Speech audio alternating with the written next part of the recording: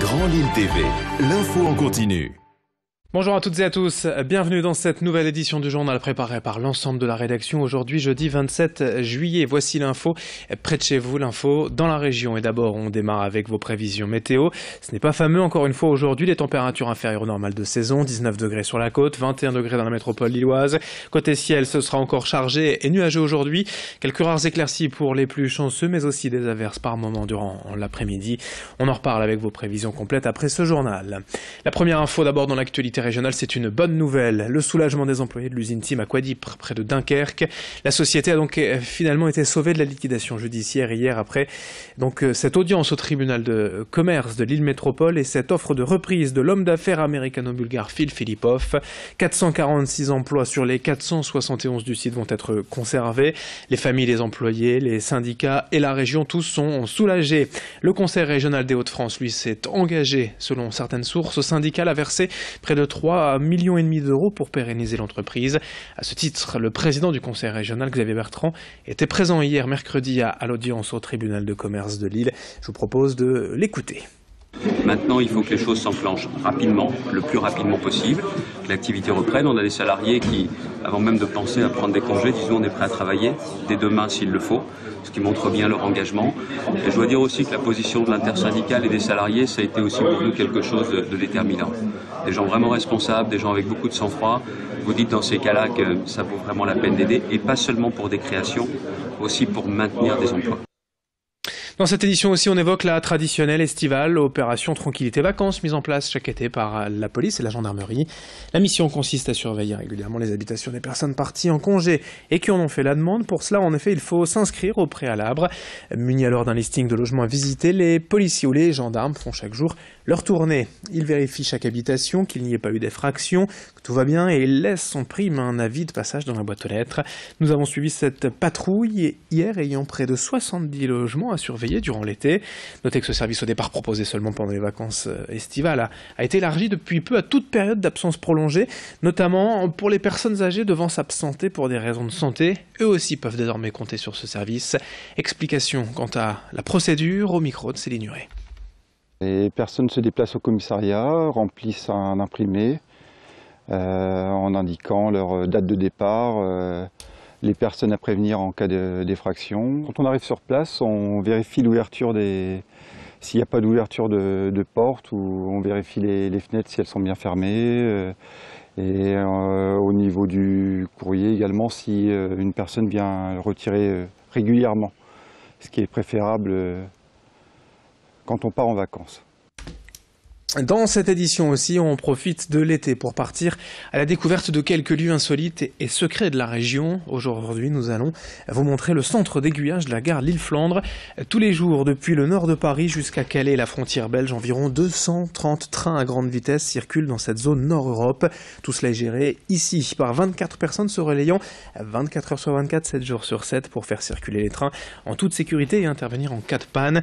Les agents sont en permanence en contact avec les conducteurs de train et peuvent intervenir à distance sur les trains en cas de difficulté. Ils peuvent notamment stopper les trains si nécessaire ou encore dégeler les voies à distance en cas de grand froid. La SNCF nous a exceptionnellement ouvert les portes de ce centre inconnu du public. Explication au micro de Céline Nuret. Toute situation a été imaginée et la procédure a été écrite. Après, à nous de choisir la bonne procédure et d'appliquer les mesures. Donc si c'est un train en panne, je dirais là c'est plus, on va dire, de la circulation, gérer les autres circulations pour limiter le retard des autres circulations. Après, si c'est une panne sur le poste d'aiguillage, donc là à voir si on peut résoudre le problème, toujours dans le but de faire circuler. Après, si c'est des interventions autres sur la voie, des présences de personnes, des présences d'animaux, etc. Donc à nous d'arrêter les trains pour leur assurer la sécurité, pour éviter tout accident ou conséquences pour les voyageurs en fait. On enchaîne avec de belles images du côté des Flandres à Steenwerk, à la découverte cette fois d'une ferme pas comme les autres, un musée dédié aux orgues mécaniques, ces instruments que l'on actionne par une manivelle et qui jouent seuls la mélodie. Cela fait 10 ans que cette ferme aux orgues a quitté la métropole lilloise pour les Flandres à Stenwerk. Toute l'année, il y a des visites organisées, puis cet été, des ateliers pour enfants. Le prochain aura lieu mercredi prochain, le 2 août. L'occasion de découvrir de près ces instruments mécaniques. Les enfants peuvent aussi créer leur propre carton de musique à jouer sur ces orgues. Un voyage dans le passé folklorique de la région, grâce à ces instruments mécaniques que l'on retrouve souvent dans les fêtes de village, ici bien sagement préservés. Présentation des lieux et de ces animations pour enfants au micro d'Alexis Tessier. Donc c'est une visite qui est un peu plus adaptée aux enfants. On propose pendant 2 heures déjà la visite du musée, toujours avec participation, notamment à l'orgue de Barbarie, suivi d'un atelier de création de cartons de musique. Ils notent, ils perforent, ils écoutent leur carton de musique et ils repartent avec. Et ça fait un moment de partage entre les adultes et les enfants.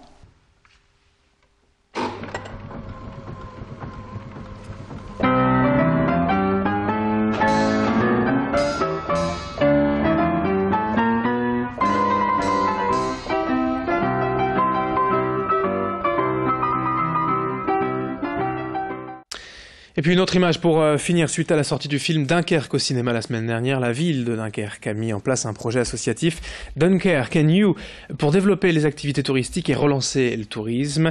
De là est né le projet Dunkerque Chorégraphie auquel ont participé des membres de l'association locale Cadence, Morgane, Léa, Jennifer, Clémentine, Florie et Laurie. Elles ont ainsi créé une danse sur la musique du film qu'elles ont réalisée dans certains lieux historiques et culturels de la ville, mais aussi directement sur la plage, théâtre principal bien sûr de l'opération Dynamo.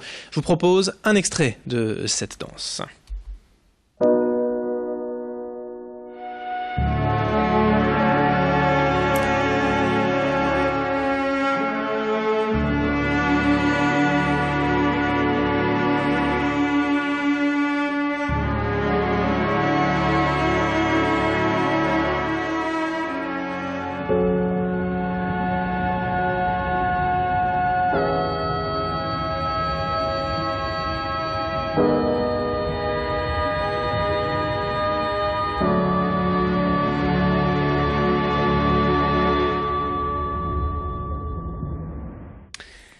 On termine sur ces belles images. Juste un résultat de sport quand même pour être complet. Le LOSC jouait en match amical hier soir à Bergame en Italie. Défaite 1-0 des Lillois, mais ils ont offert une solide prestation selon les observateurs sur place.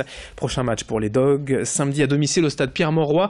Le dernier match amical, ce sera face à Rennes à 17h30 à l'occasion de la journée réservée aux abonnés, la journée Fan Day. Fin de cette édition. Dans un instant à suivre d'autres infos bien sûr lors du prochain quart d'heure et vos prévisions météo dans moins de 30 secondes. Très belle journée à toutes et à tous.